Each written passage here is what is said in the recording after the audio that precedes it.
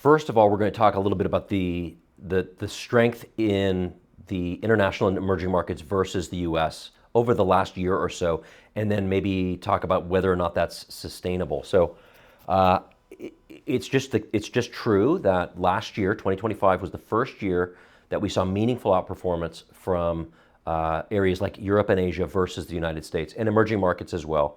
And we're seeing a continuation of that this year. It's a little counterintuitive because last year was the year that we instituted tariffs on all of these places. So, in theory, there should have been more pressure on their economies, but they have responded. And I think what's happened is that these foreign governments are pumping money into their system. They're spending money, they're borrowing money, and they're spending money on things like defense and just stimulus for their economies, and it's helping their stock markets.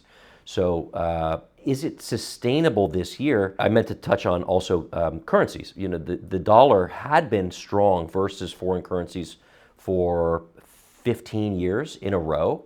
And what we saw last year was the first year where the dollar actually weakened meaningfully against things like the euro and the yen.